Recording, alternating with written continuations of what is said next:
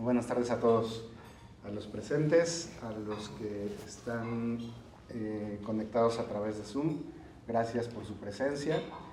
En nombre de nuestro coordinador Ricardo Cervantes Sánchez, quien se disculpa por no poder asistir el día de hoy, ya que tuvo un tema familiar de carácter médico.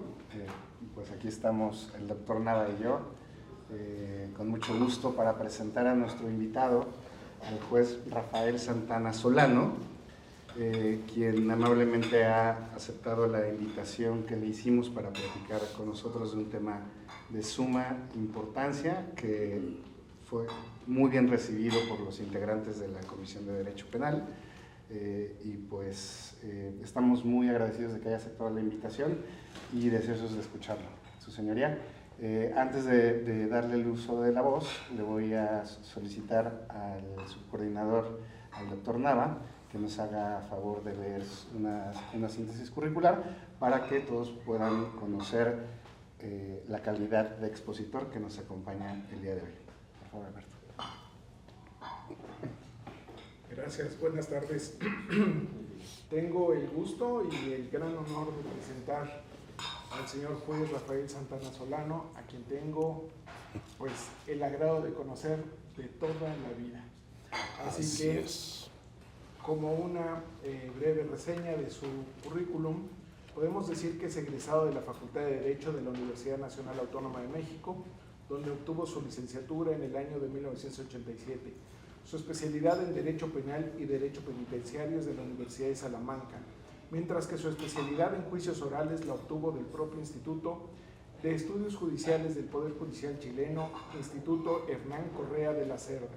Cuenta con estudios de maestría en docencia jurídica por parte de la Universidad de La Salle y un máster internacional por la Universidad de Barcelona.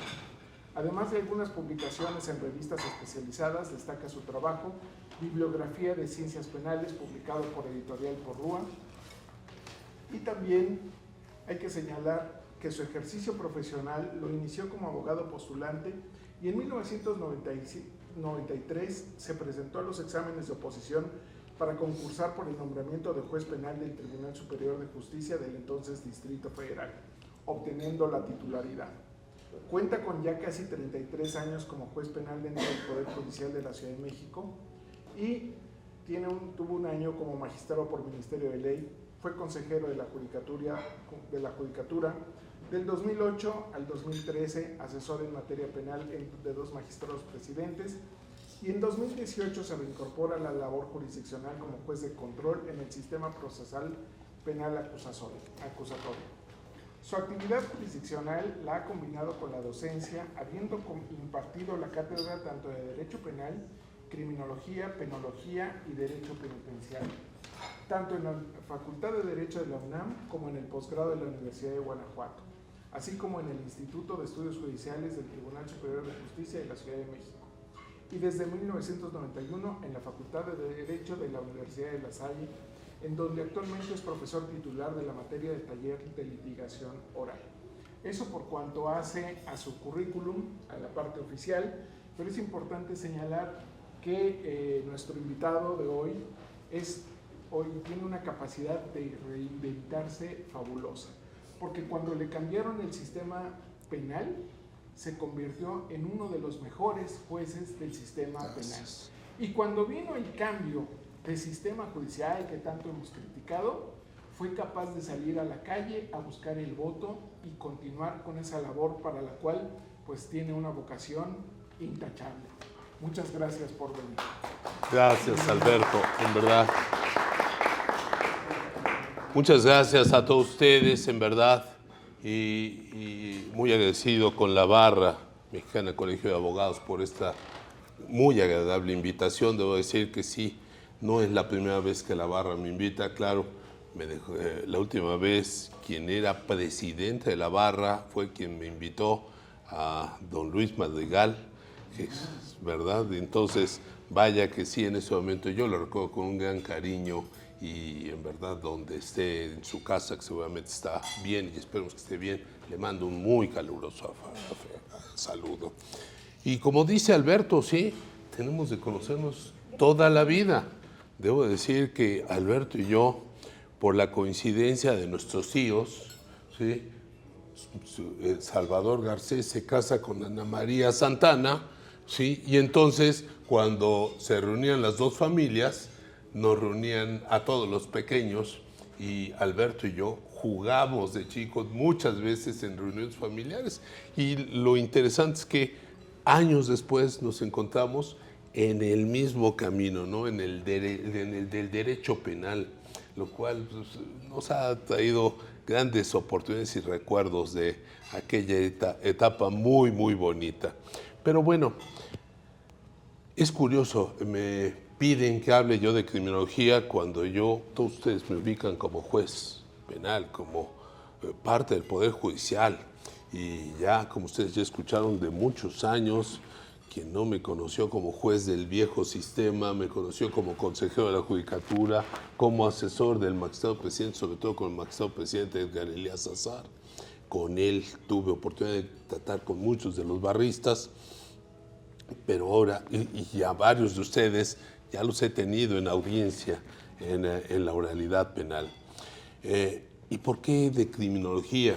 Porque, curiosamente, otra de mis labores que he tenido durante estos años del ejercicio profesional es precisamente el ejercicio respecto de la docencia. Y he estado muy cercano al doctor Luis Rodríguez Manzanera, quien todos ubicamos, pues es quien es el dueño, amo y señor de la criminología en México en este momento. Él, en su momento, yo comencé a trabajar con él. Gracias a él recibí gran parte de mi formación profesional desde estudiante, y después de haber pertenecido ya algo así como 45 años a la Sociedad Mexicana de Criminología, tengo la oportunidad de presidirla. Y entonces es por ello que me está invitando Alberto, precisamente por mi reciente designación como presidente de la Sociedad Mexicana de Criminología, para hablar de este tema. ¿Por qué? ¿Qué es la criminología? Y claro, yo sé que muchos de ustedes ya la conocen. ¿Qué es la criminología? Pues es aquella ciencia que de alguna manera surgió precisamente tratando de explicar qué son los delitos, por qué las personas delinquen, si efectivamente hay una razón para delinquir o no, y cómo es que se ha ido estructurando precisamente la ciencia de la criminología. Para ello, claro, ha habido muchas interpretaciones de por qué se da el delito. Y con eso entonces es necesario que todos nosotros lo primero que pensamos es, claro, Lombroso fue el primero.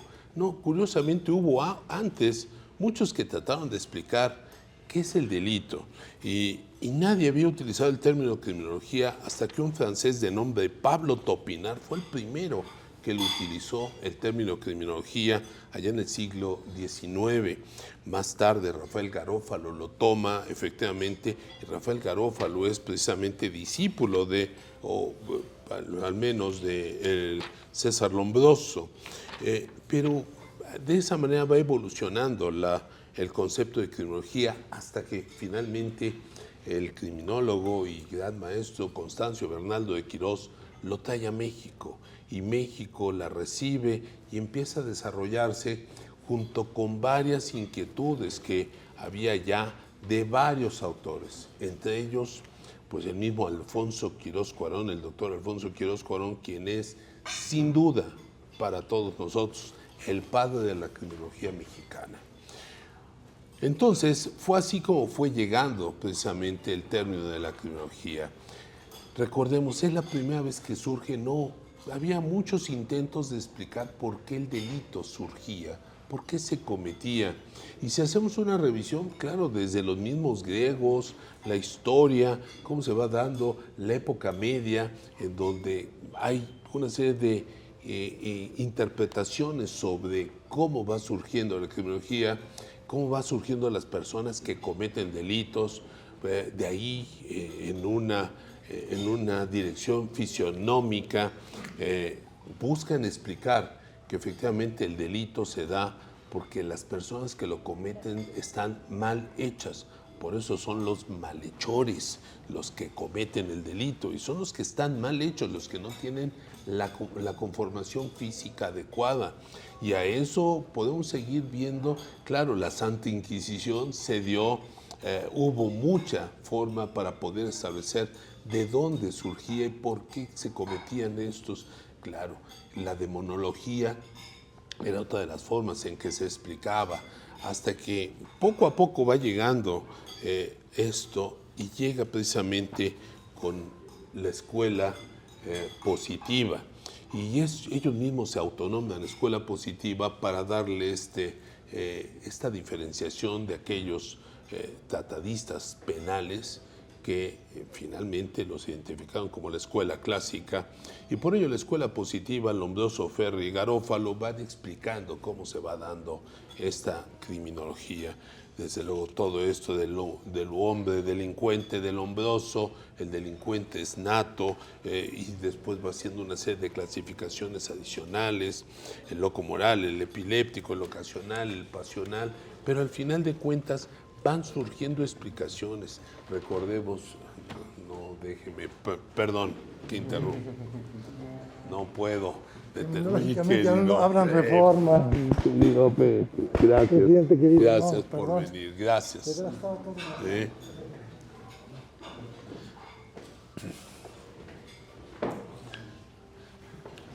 Mil gracias por estar aquí, todos ustedes, en verdad. Como dije yo al inicio de la plática, pues, yo me siento aquí entre puros amigos que ya he tenido la oportunidad de tener contacto profesional con prácticamente todos ustedes, y eso me halaga mucho, en verdad. No dudo que a través de vía Zoom estemos también conectados con muchos más amigos, y de veras agradezco mucho la invitación.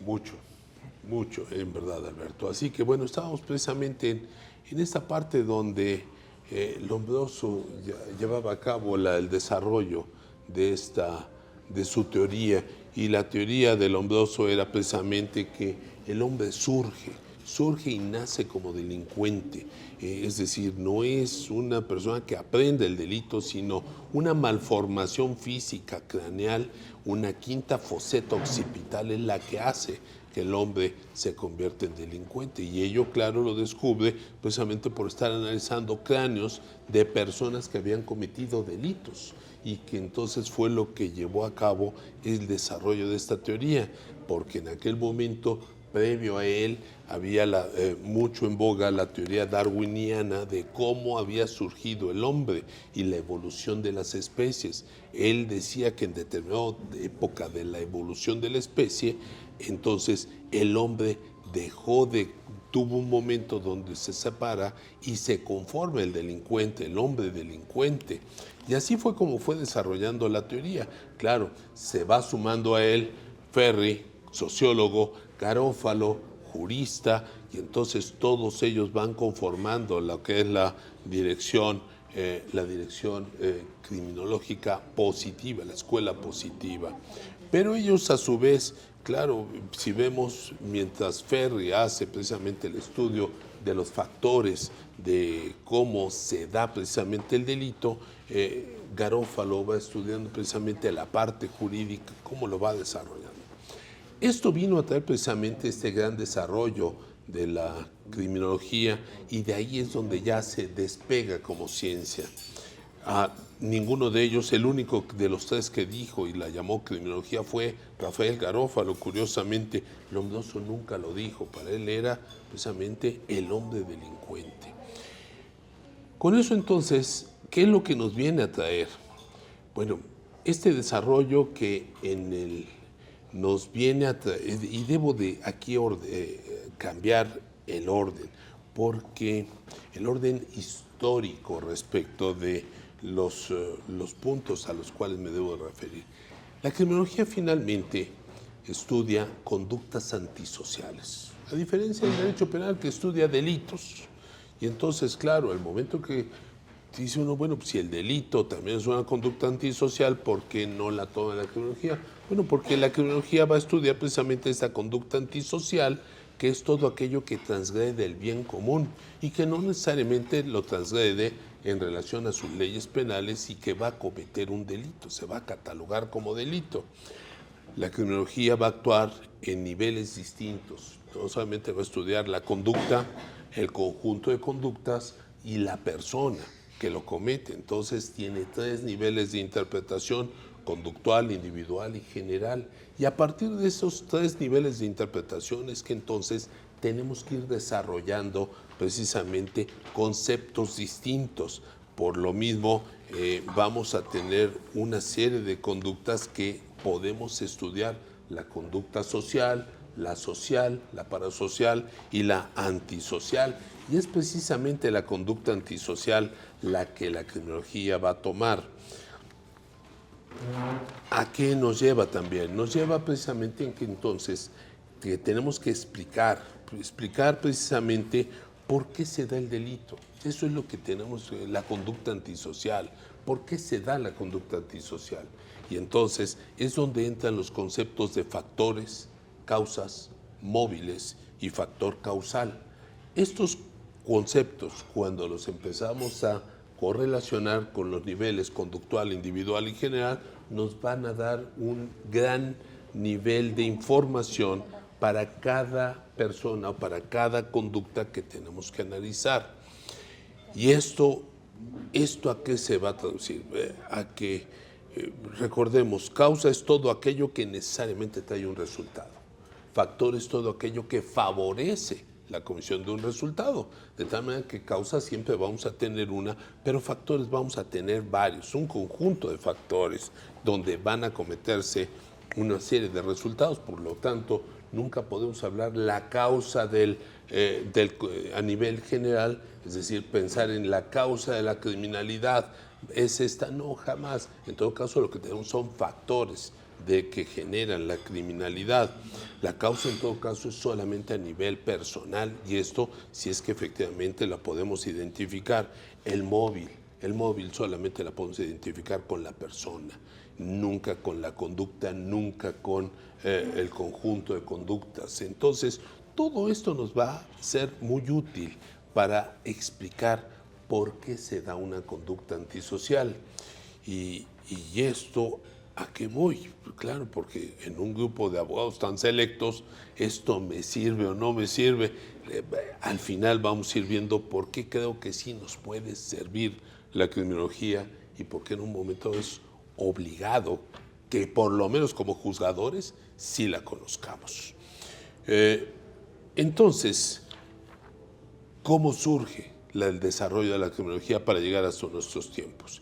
Pues tenemos varias explicaciones, desde el punto de vista biológico, sociológico, psicológico y del punto de vista clínico. La dirección biológica, pues sí, comienza precisamente con Lombroso, donde precisamente estudiaba al hombre delincuente, lo estudió, lo revisó, y de ahí va surgiendo ese desarrollo biológico. Pero no solamente eso, va desarrollándose la ciencia médica y se va desarrollando, y claro, por lo mismo se han hecho estudios sobre cromosomas, sobre gemelos, sobre si hay alguna relación, el sistema glandular, las glándulas internas, qué tanto influyen para que en un momento dado pueda cometerse una conducta o no. Y desde luego sí hay una serie de disfunciones glandulares que influyen precisamente en la comisión de cualquier conducta, y esas conductas se pueden ir asociando precisamente con la comisión de determinados delitos. Esto es lo que han hecho muchos autores, y eso es lo que es precisamente, por ejemplo, las glándulas en relación con delincuentes, con delitos pasionales, se pueden dar, sí, evidentemente sí lo hay, y esto es lo que va estudiando precisamente la dirección biológica.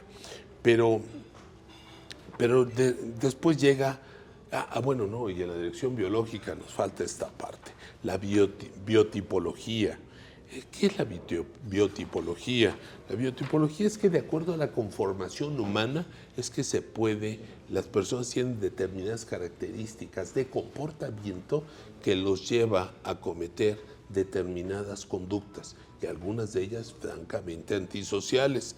Hay escuelas de acuerdo a los distintos países y aquí debo destacar, hay una escuela mexicana que estudió precisamente esta biotipología e hizo un estudio de biotipos para la conformación física del mexicano, donde estudió que la fórmula que ellos establecieron fue al peso de una persona le resto la estatura y entonces me da una diferencia. Claro, ustedes van a decir, a ver, mi peso, le quito la estatura, pues por más que pueda yo medir 2 metros y pesa yo 40, 50 kilos, pues entonces siempre va a dar un positivo. No, hay una tabla que hicieron precisamente donde traducen el peso con la estatura y entonces ahí dan un factor de equivalencia y entonces hacen que estos factores de equivalencia puedan efectivamente matemáticamente ser congruentes con esta fórmula para entonces definir si somos braquitipos o longitipos o normotipos. Y eso es lo que va a permitir diferenciar los tipos de personas que podemos ser, si somos agresivos, si somos defensivos, si somos valientes o temerarios, si somos interesados o desinteresados, ahorrativos o gastadores, si somos ingenuos o somos astutos, y entonces nos da una serie de características que sin duda son muy interesantes. ¿Para qué me sirve? Para identificar la personalidad de quien ha cometido un delito. Y esto puede sin duda significar mucho. Y ustedes, a lo mejor varios de ustedes están pensando, oiga, ¿y eso lo podríamos aplicar para generar la duda razonable? Bueno, pues ahí está una primera cuestionamiento que sin duda puede ser muy útil, ¿sí me explico? Y entonces, de la dirección biológica, después, claro, se hace el estudio con la dirección sociológica, y la dirección sociológica dice no. Los factores criminológicos no son los internos, son los externos los que tienen mayor relevancia. Y entonces es el medio ambiente, el medio social lo que hace y genera que las personas cometan delitos. Y claro, todo aquello que venga del exterior es lo que sin duda va a llevar a cabo la comisión y va a favorecer la comisión de un delito. Y entonces empiezan a estudiar desde el clima, si el clima influye o no influye. Claro, cuando tenemos climas tan extremos en determinadas ciudades, sí puede influir, tal vez no en la nuestra, en nuestra Ciudad de México, que los climas son extremos en el mismo día incluso, pero no tan extremos ni tan marcados como pudiéramos tenerlos en estaciones en Europa. Los de ahí, claro, van precisamente y continúan, estudian la parte económica, si la forma en que está organizada la sociedad en su economía genera y favorece el delito, y entonces si la distribución de la riqueza a través de un sistema capitalista o de un sistema socialista va a llevarnos precisamente a cometer el delito o no. Y esto también, claro, desde el punto de vista donde se haya estudiado si son socialistas o no, es que entonces se va a generar. Muchos de ellos coinciden que no es tanto la riqueza o la acumulación de riqueza, sino en todo caso es el nivel de satisfacción con la cantidad de satisfactores que se tienen para poder favorecer el delito. Cuando dan también precisamente factores externos, factores sociales, entonces nos llevan precisamente a verificar si la imitación genera precisamente formas de comisión del delito. Y sí, establecen que sí, que el delincuente es muy difícil que sea original. Lo que busca sobre todo es imitar a quien ya cometió un delito. Y esto es importante porque al final de cuentas lo que la criminología busca, a diferencia del derecho penal que busca la sanción, la criminología lo que busca es la prevención del delito. Y esta prevención del delito es lo que tenemos que llevar a cabo para poder identificar estos factores criminógenos y prevenirlos. Porque entonces si surge una nueva forma de comisión de delito, entonces hay que estar atento para a todos aquellos que puedan convertirse en imitadores de ello. Nos sigue diciendo también en torno a factores criminógenos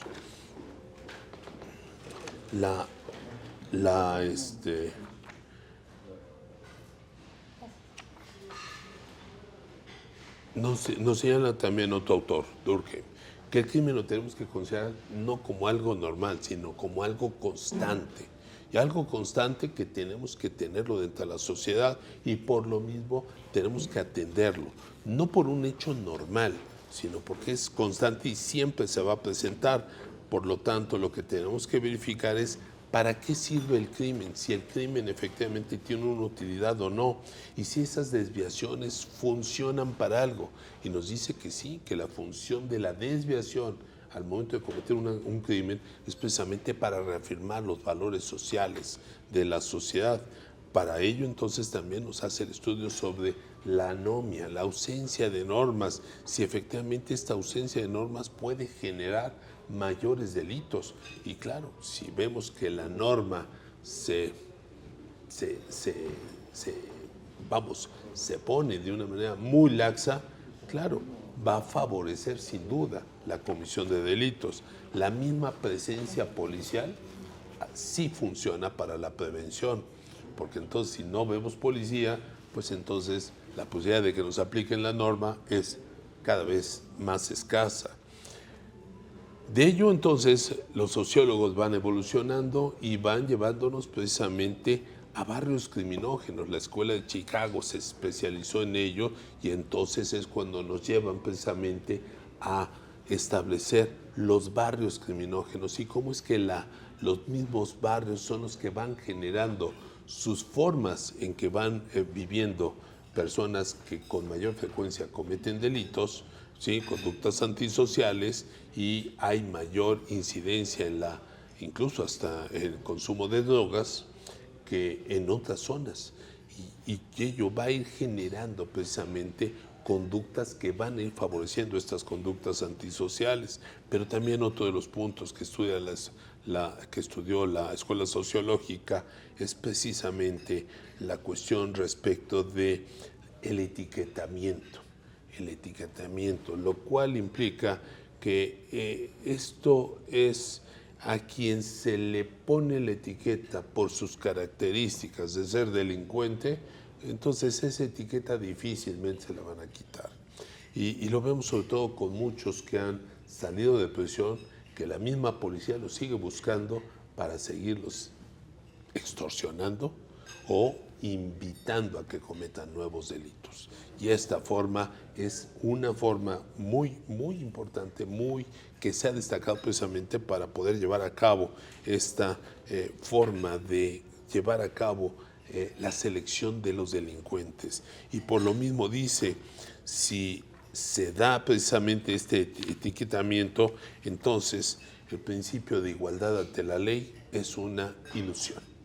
Claro, no hay igualdad ante la ley cuando efectivamente se tiene a las personas ya etiquetadas como delincuentes. Y esto es algo que tenemos que evitar a toda costa.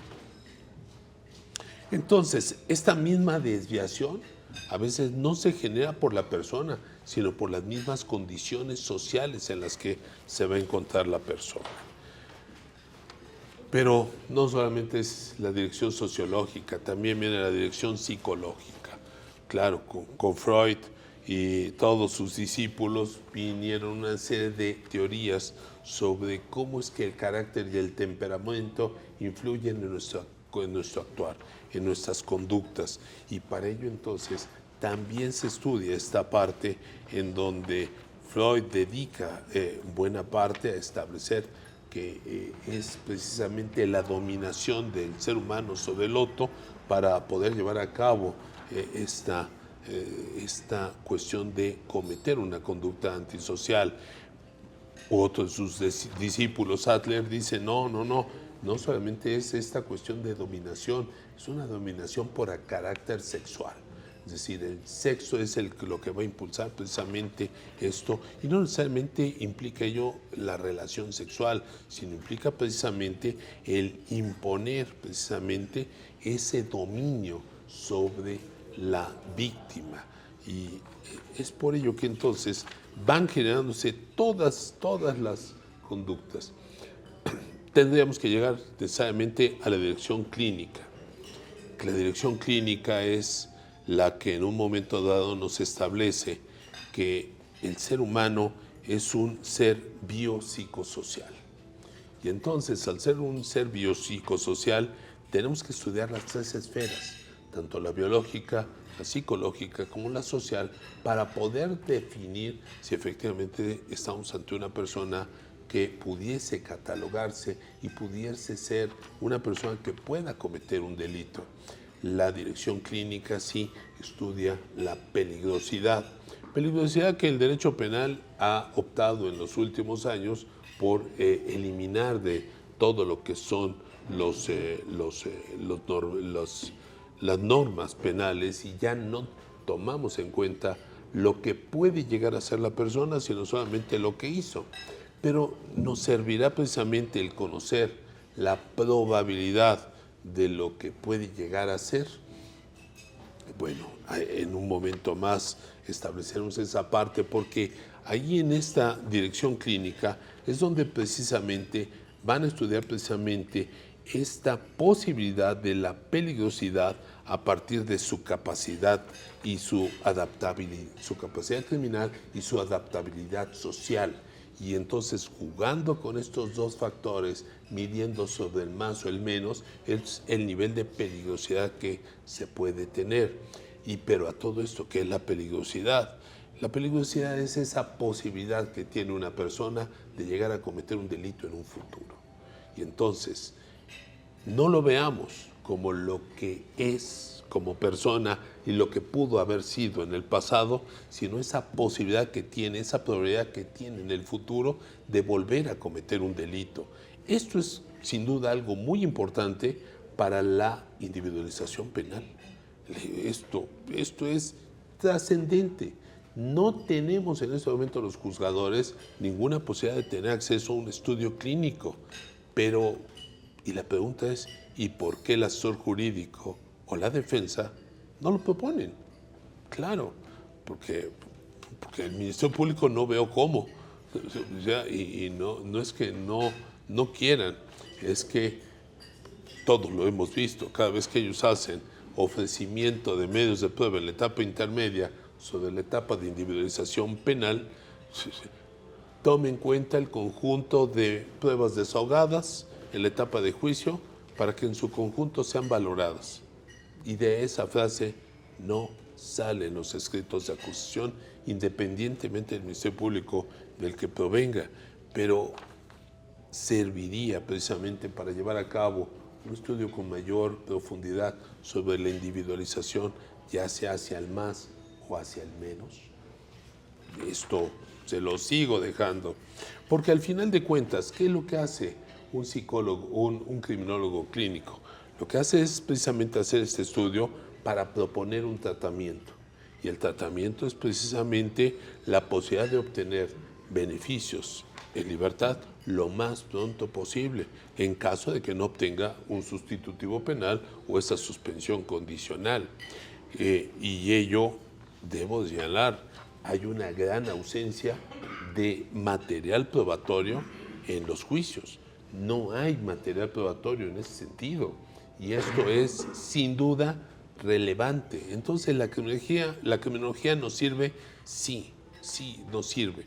Y bueno, vamos entonces, ¿para qué me serviría tener criminología en un proceso penal? Porque claro, yo estoy aquí, debo reconocer, ante grandes abogados, y lo reconozco precisamente por su desempeño que los he tenido en audiencia, pero sobre todo por el gran nombre de todos ustedes, ¿sí?, en que los hemos visto ya varias décadas siendo maestros de todos nosotros, así lo debo reconocer.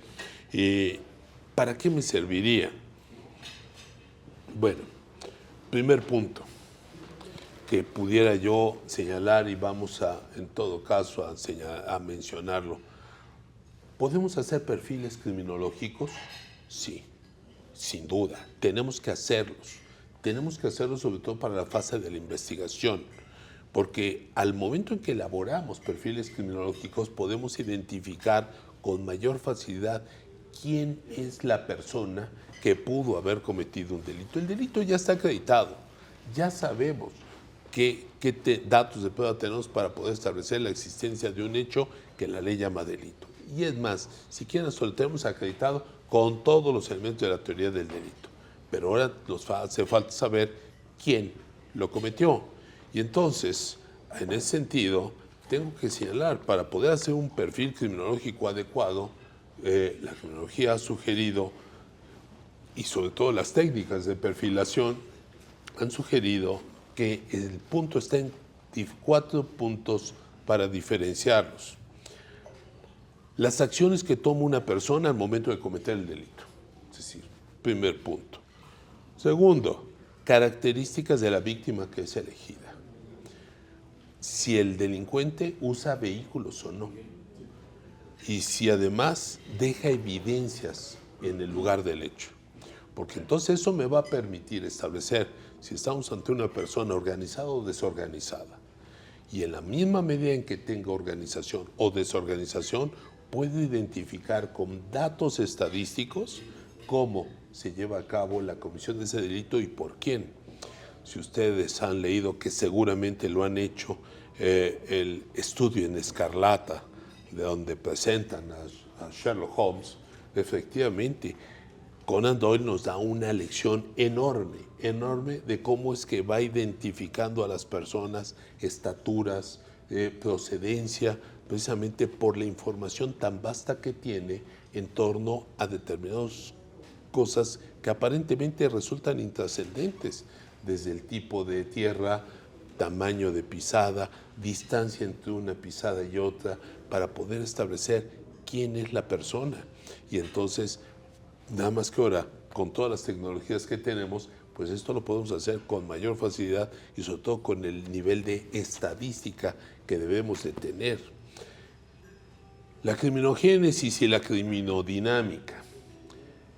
¿Qué es esto? Es cómo surge el delito, cómo se da a partir de factores predisponentes, preparantes y desencadenantes, que son factores externos, pero también hay factores internos que influyen en ello.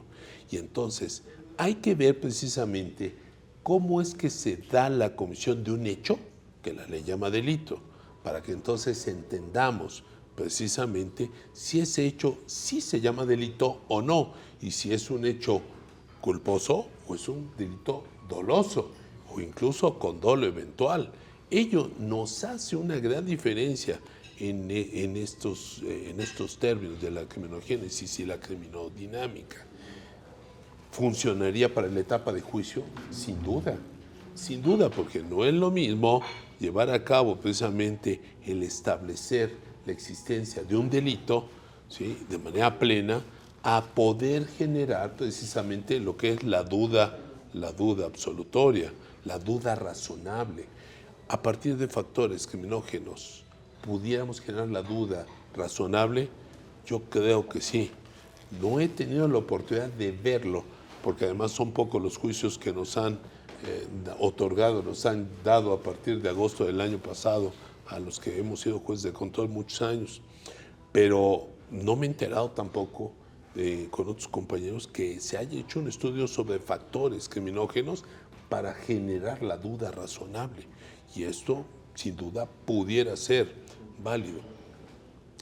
La evaluación de riesgo. ¿Para qué nos sirve esa evaluación de riesgo del artículo 178 del Código Nacional de Procedimientos Penales? Dice ese precepto que el juez deberá o podrá tomarlo en cuenta para cambiar medida de cautelar de prisión preventiva a cualquier otra en libertad.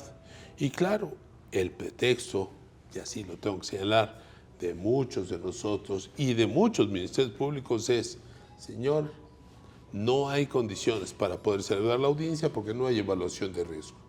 Y entonces con eso lo que sucede finalmente es que se obliga a la defensa a tener que ir a tramitarlo ante la Unidad de Supervisión de Medidas Cautelares, y esa Unidad de Supervisión de Medidas Cautelares cada vez está tardando más tiempo en llevar a cabo los estudios de evaluación de riesgo. Dicen por ahí que algunos de ellos pueden llegarse a influenciar. Dicen, no lo sabemos. Pero bueno, pues eso es parte de la confiabilidad de un acto de investigación que el mismo Código Nacional está generando. Pero, ¿cómo pudiéramos en un momento dado llevar a cabo esta evaluación de riesgo sin necesidad de acudir a la Unidad de Supervisión de Medidas Cautelares y con ello aportar un dato de prueba confiable para el juzgador que tenga que hacer esta revisión? Ya lo he visto, alguna vez ya me presentaron un estudio criminológico sobre la evaluación de riesgo. ¿El criminólogo puede hacer una evaluación de riesgo? Sí. El criminólogo clínico está capacitado para hacer una evaluación de riesgo, porque al final de cuentas, cuando hace este estudio sobre la peligrosidad, hace precisamente un pronóstico de la posible conducta que va a tener una persona. Lo puede hacer sobre el riesgo victimal, el riesgo procesal y el riesgo procesal.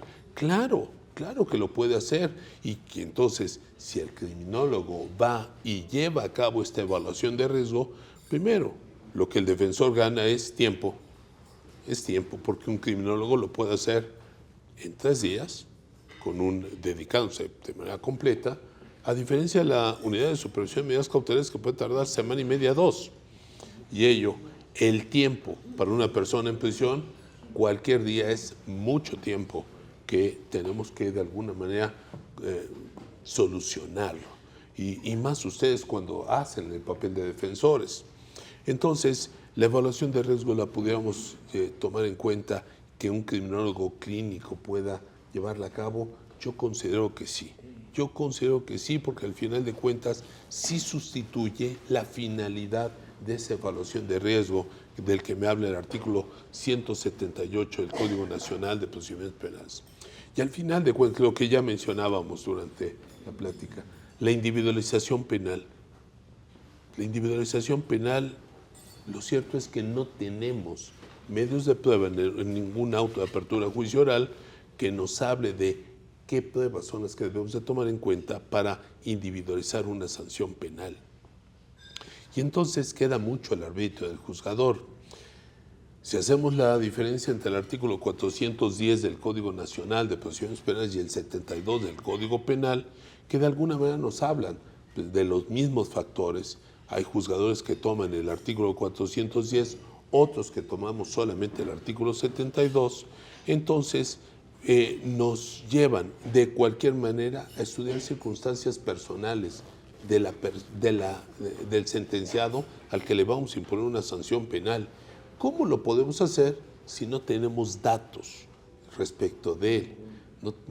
En muchos casos desconocemos la edad, el origen, su historia de vida, más que lo que podemos ir medio reconstruyendo a partir de los testimonios, sobre todo de descargo. Pero no hay material probatorio en ese sentido, y sin duda mucho ayudaría a la barra para que nos ayudaran a los juzgadores a través de criminólogos para podernos aportar elementos. No estamos hablando de la peligrosidad de lo que pudo haber hecho, ni lo que puede llegar a hacer en el futuro, si va a volver a cometer un delito o no, si el hombre le vamos a poner la etiqueta de peligroso. No, estamos hablando de esa posibilidad que en ese momento tiene de volver a cometer un delito o no. Y si puede volver a cometer un delito en las mismas condiciones en que ahorita le estamos haciendo el reproche penal. Estoy seguro que muchos de los que sentenciamos, bajo las condiciones en que cometieron el delito, no se van a encontrar nunca jamás en su vida. Y entonces la posibilidad, con material probatorio adecuado, de que obtengan una individualización de sanción penal mínima es muy probable. Y claro, dependiendo del papel que jugó a la hora de la dinámica del delito. donde entra precisamente esa criminodinámica del delito. Entonces, sí es muy importante que hagamos esa revisión. Ahora bien, ¿cómo llega la criminología a México? Pues ya lo habíamos señalado.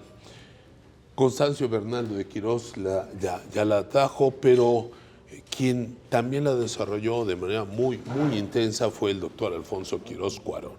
El doctor Alfonso Quirós Cuarón, muchos de ustedes estoy seguro que conocen ya su historia, su biografía, y algunos de ellos hasta tuvieron la oportunidad de tomar clases con él. ¿Sí? Así es.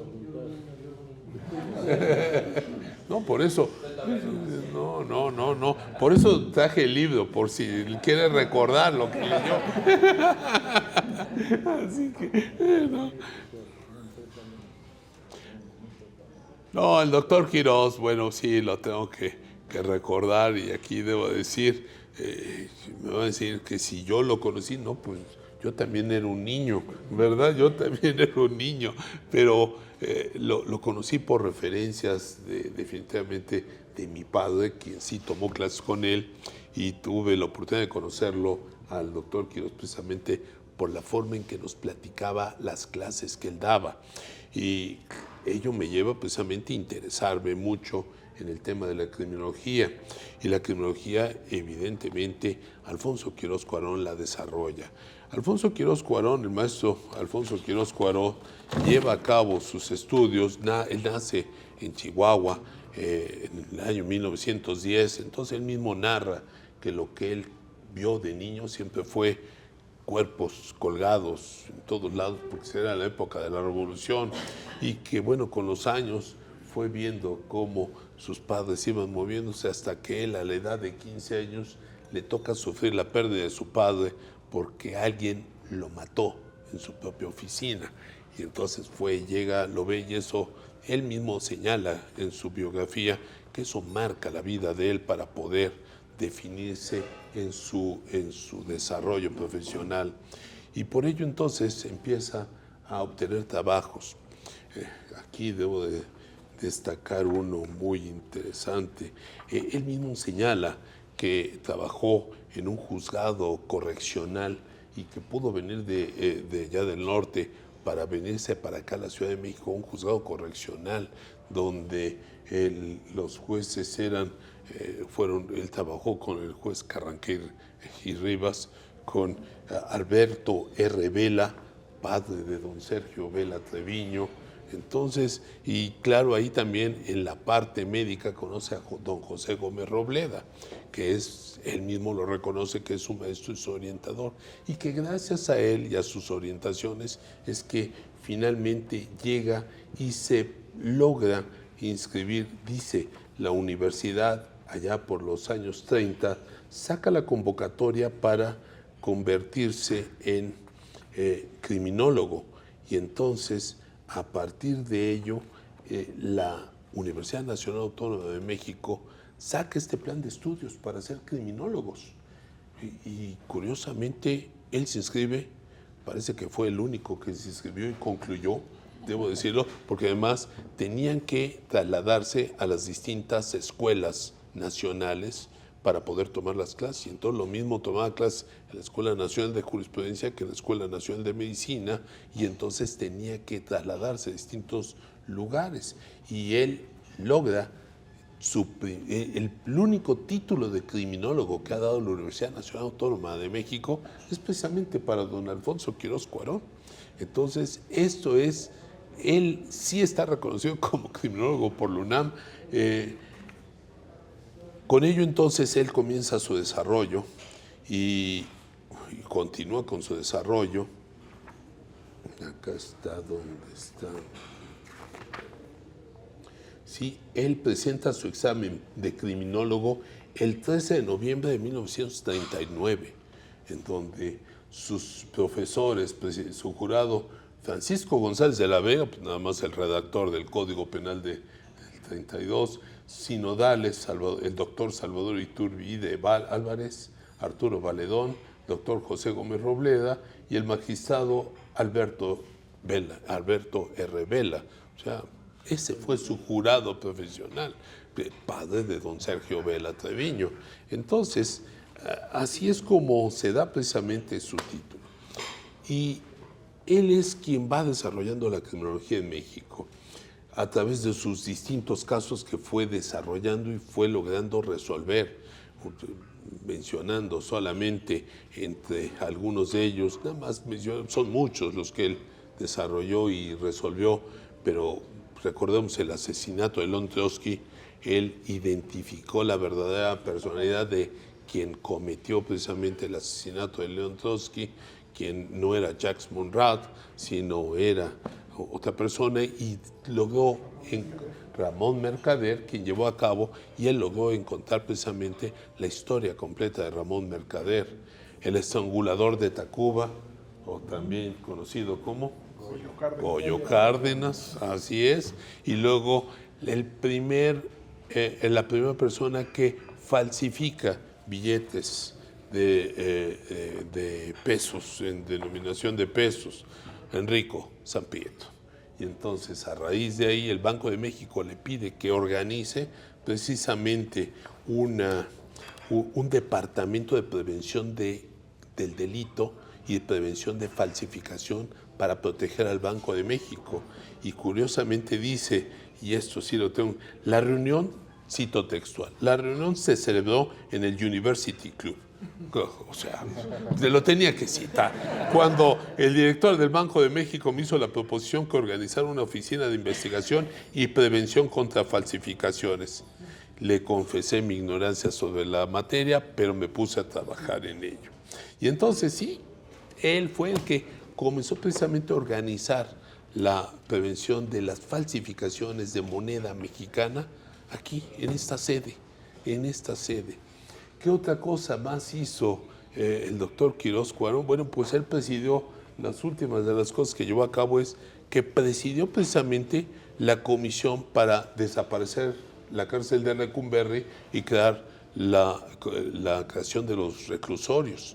Y con don Sergio García Ramírez y un equipo, pero sumamente destacados de todos ellos, vean, ¿sí? Ahí está. Y entonces nos narra el doctor Luis Rodríguez Manzanera que dice que él efectivamente acudió a esa reunión y que fue precisamente porque en uno de los congresos de Naciones Unidas, el de 1975 al parecer, se hizo precisamente la conformación de la delegación mexicana para asistir al Congreso de Naciones Unidas sobre prevención del delito y tratamiento del delincuente. Y se hablaba precisamente de la posibilidad de cambiar el sistema penitenciario, que no teníamos por qué tener sistemas penitenciarios que no dieran una atención integral.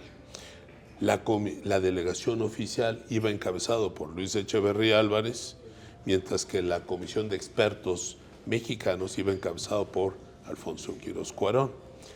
Cuando dice que quien presidía esa comisión mexicana, que era Luis Echeverría Álvarez, gana la presidencia de la República, el maestro Quirós Cuarón va y lo busca, se encuentran y dice, bueno, usted lo prometió, pues entonces, ¿qué le parece si lo cumple?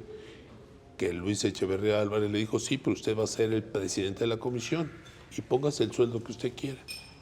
Y que la respuesta de él fue, lo hago pero sin sueldo. ¿Por qué?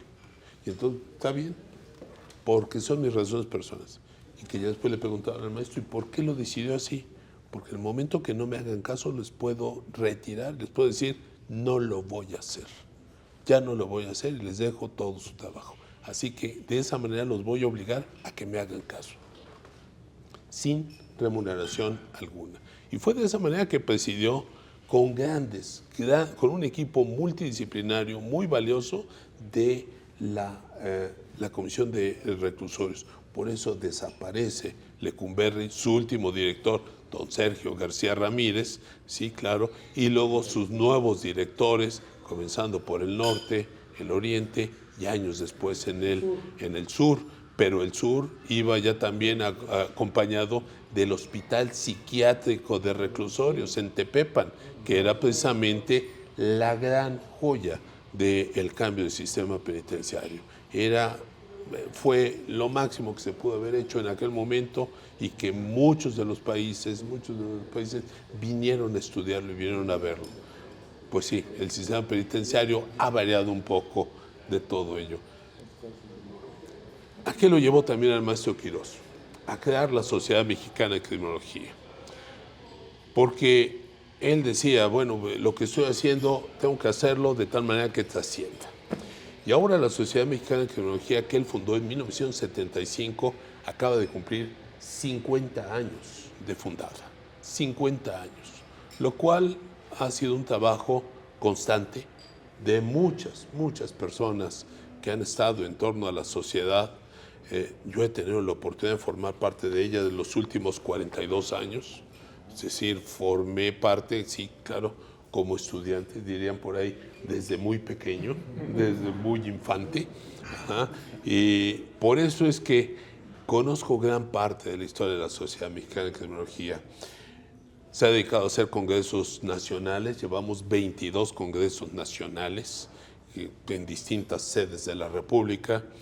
Tenemos en este momento filiales prácticamente en todos los estados de la República y hay un presidente de filial y hay miembros asociados. Claro, la sociedad también tiene una filial aquí en la Ciudad de México y todas las filiales se conforman en torno a una presidencia general, que es la que ahora tengo ese gran compromiso de presidir. Por ello, mucho por ello, es que Alberto me ha dado esta gran oportunidad de venir a platicar un poco de criminología, pero sobre todo de la Sociedad Mexicana de Criminología, en donde otra de las cosas que se ha hecho en la sociedad es precisamente a partir de la asistencia de todos sus miembros a congresos internacionales, traer las ideas más recientes para poderlas poner en beneficio del país. En este momento tenemos ya 2 congresos internacionales en puerta, uno en Cartagena de Indias para el 11, 12 y 13 de septiembre y el otro, el Congreso Internacional de Naciones Unidas sobre Prevención del Delito y Acceso a la Justicia, ahora es que se va a celebrar, hasta ahorita dicen, sí se va a celebrar en Abu Dhabi del 26 de septiembre al 1 de octubre. Debo decir que esta fecha ya se modificó porque estábamos programados para marzo y por el conflicto bélico que hubo en aquella zona, cambiaron, reprogramaron, pero han dado ya la autorización para poder asistir a finales de septiembre de este año. Y sin duda son los congresos que nos van a nutrir mucho al país en materia criminológica y en este caso también derecho de acceso a la justicia. Así que sí, ¿qué hace además la Sociedad Mexicana de Criminología? Reconoce el trabajo de todas aquellas personas que se han dedicado a la ciencia criminológica con gran esmero y con trascendencia en sus distintas áreas, académica, real, en los hechos, y la docencia, para poder hacer este reconocimiento y darle mayor fuerza precisamente a la criminología. Al cumplirse los 50 años de la sociedad mandó editar un libro donde está la reseña de las personas que han recibido esta medalla Alfonso Quirós Cuarón. Y claro, es un libro que debo decir no está a la venta porque es una edición privada, pero ello no me impidió en un momento de traer un ejemplar para cada uno de ustedes.